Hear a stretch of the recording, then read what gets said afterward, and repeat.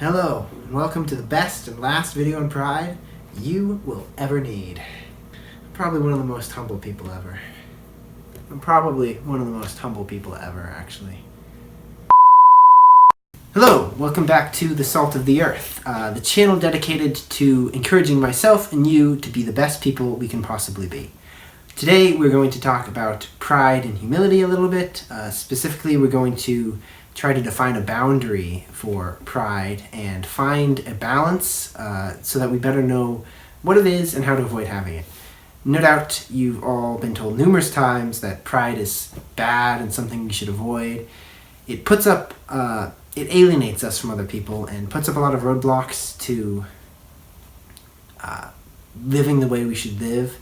I'm not going to focus so much on that.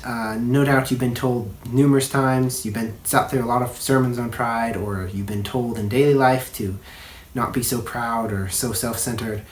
So I think it would be unproductive for me to just go and harp on it again. I'm going to focus more on defining what it is rather than why you shouldn't be doing it. Okay, so getting started, I want to suggest that there are two general categories of pride. Pride toward others and pride toward God. And we're going to see that these three parties, being yourself, others, and God, form a kind of three-way balance that we have to maintain in our lives. Pride towards others is probably the most commonly thought of category because it's the most evident in our daily lives.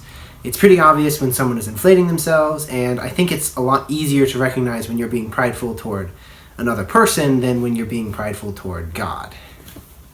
A good example of pride toward others can actually be seen among Jesus' disciples. More than once, the disciples got into squabbles over which of them was the greatest. Think sibling rivalry if there were 12 siblings and only one parent to step in, and that parent was God. In Luke 22:24 through 27, the disciples get into one such argument, and Jesus responds by saying, "The kings of the Gentiles lord it over them, and those who have authority over them are called benefactors, but it is not this way with you. The one who is greatest among you must become like the youngest, and the leader like the servant. For who is greater, the one who reclines at the table or the one who serves? Is it not the one who reclines at the table? But I am among you as the one who serves." For some historical background into what Jesus is saying here, in those days, younger people were somewhat looked down upon. They were seen as lacking wisdom and being inexperienced, whereas elderly people were given respect and honor. So what Jesus is telling his disciples is voluntarily lower yourselves to a position of less honor and serve others rather than trying to lift yourself up and lord it over as the Gentiles were doing. Jesus gives pretty much the same response to his disciples during another one of their squabbles because they had multiple, and this one can be found in Luke 9:47 and Mark 9:37. In both passages, Jesus answers his disciples by saying, "Whoever receives this child in my name receives him who sent me. For the one who is least among all of you, this is the one who is great." Translated into that time period, treat those society deems lower as equals under God, and God will receive you. To illustrate this, I'm going to use my mediocre art skills, technological prowess, and MS Paint.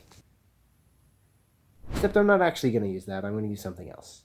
Think of yourself as being on one pillar and others being on another pillar, and how you raise or lower yourself or others determines whether you're being proud or not.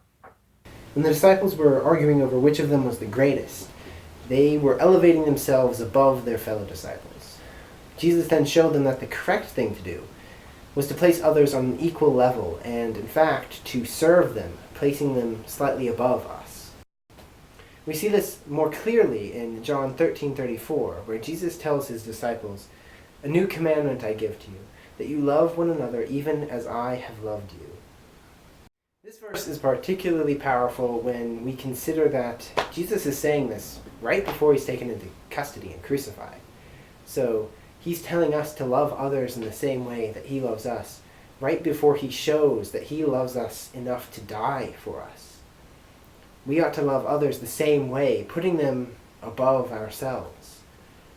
And that is the God-given balance. We are to put others on the same level as ourselves and serve them. When we disrupt that balance by treating them lower than ourselves or raising them up and treating ourselves as worthless compared to them, we are messing up the balance that God has given us, and we are being prideful.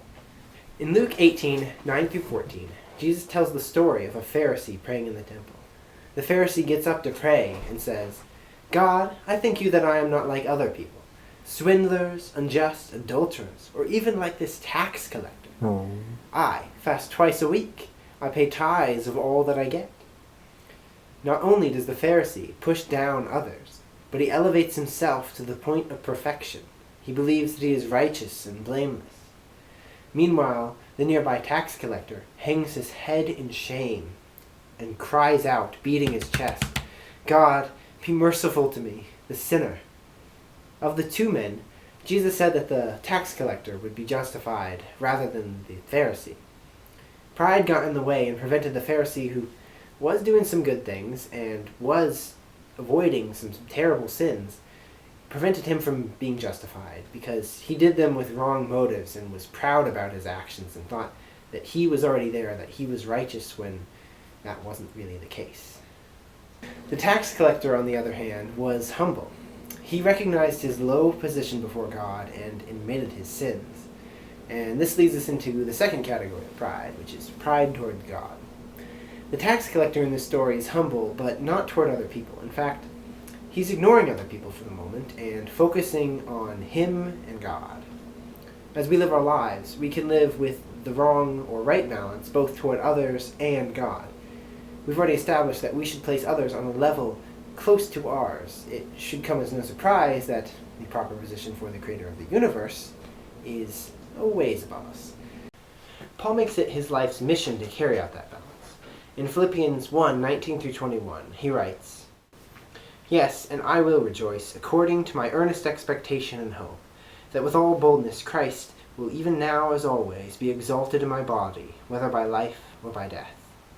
Paul gave God the number one spot in his life, elevating God both above himself and others. Paul even decided to keep working for God, knowing that it would mean hardship after hardship and trial after trial for him. The balance for God is to be above us and to be the center of our lives. When we lower him to our level or elevate ourselves to be too great, we are being prideful. Oftentimes this takes place when we don't acknowledge God's place in our lives or think that we have more power than we actually do. For instance, thinking that we do everything by our own might, our own power, and not saying that God has a part in it. I like to think about this in the book of Daniel, King Nebuchadnezzar. Here he walks out on a rooftop and looks at his kingdom, and he's like, "Wow, look at this magnificent kingdom that I have built by my power. I am so great. Man, I did it single-handedly." And then God turned him into as close of a wild animal as a human being can get. So that's why you don't be prideful towards God, kids. We can be prideful by going beyond our boundaries and pretending that we have more knowledge or power than we actually do. In James 4:13-15, James writes, "Come now, you who say, 'Today or tomorrow we will go into such and such a city and spend a year there and engage in business and make a profit.' Yet you do not know what your life will be like tomorrow. You are just a vapor that appears for a little while and then vanishes away. Instead, you ought to say, 'If the Lord wills, we will live and also do this or that.' But as it is, you boast in your arrogance, and all such boasting is evil." Basically, since we have no control or knowledge of the future, it's prideful to pretend that we do. Instead, we ought to place our faith on God and realize that He's the one who has the control. And so when we make our plans, we ought to realize that they may not turn out the way we think they will or hope they will. And so you can see by this that pride can actually be a lot of things. When we shift the God-given balances, we are being prideful, either by elevating ourselves above where we ought to be or by lowering God or others from where they ought to be. And also, pride is not just putting yourself on a higher level. It can go the opposite direction. Thinking of ourselves as being lower than we actually are is also, in a way, pride. It isn't humility to think of yourself as worthless, because God didn't make you worthless. He made you and gave you a set purpose, a set amount of worth, and treating yourself as lower than that, as less than other people, or as completely worthless. That's not what he had in mind. That isn't humility, that's false humility, and in a way it's actually kind of pride, because you're upsetting the balances. Really, all of this talk about pride and this balance can be summarized in two easy maxims, and Jesus highlighted them for us. In Matthew 22:37-39, a lawyer asked Jesus what the greatest commandment is, to which Jesus responded, "You shall love the Lord your God with all your heart, and with all your soul, and with all your mind. This is the great and foremost commandment. The second is like it. You shall love your neighbor as yourself." If you love God, you aren't going to elevate yourself to his position. If you love people, you aren't going to treat them as less valuable than yourself. And so these two simple statements encapsulate what we have to do to avoid pride. We have to love God and love others. And that looks a lot like the balance that we've been creating, because it pretty much is that balance, except boiled down to its very core, its very essence. Now that we have this balance between us, others, and God, and we know how we ought to maintain it to avoid from being prideful, I want to conclude by reflecting on it and giving it a little bit more meaning. Here Jesus sits far above us, at the top on this scale that we've developed. And he's perfect. He doesn't make mistakes. He's God. He's sitting up in heaven. And here we are. We're way down low. We're sinners. We're not perfect. We make mistakes. We're prideful. And yet Jesus willingly chose to lower himself and become one of us. He willingly suffered an extremely painful death for our sakes, to save us and give us hope. He loved us, and because of that love, he gave us a chance. It was an extremely massive price for him to pay, and it was a wonderful gift for us to receive. I hope that puts his death into perspective a little bit. I know for me it kind of adds an extra layer, thinking that this wasn't just some small hit in pride that Jesus took. No, he humbled himself. It could almost be seen as a shame to go from where he was to where we are. And yet he did it willingly, because he loved us enough to do it so that we would have a chance. And I hope that sits with you for a while. I also hope that something that I've said here will be a help to you. I know for myself, preparing these videos involves a lot of thinking and a lot of learning on my own part, and I hope that it gives you some benefit as well. I didn't mention it in the last video, but if you guys have any comments, discussion points, or criticisms, be sure to leave them in the comments below. They're welcome. I don't claim to be perfect. I'm not perfect. I make a lot of mistakes, and I'm not there fully either. So the point of this channel is for me to grow along with you and get better and become saltier, become the people God wants us to be. So if you have any comments, leave them below. If you have any ideas for future videos you might want me to do, topics you want to have covered, leave those below too. You know, it's kind of an open thing, something I'm still trying out, so you want to be a part of it?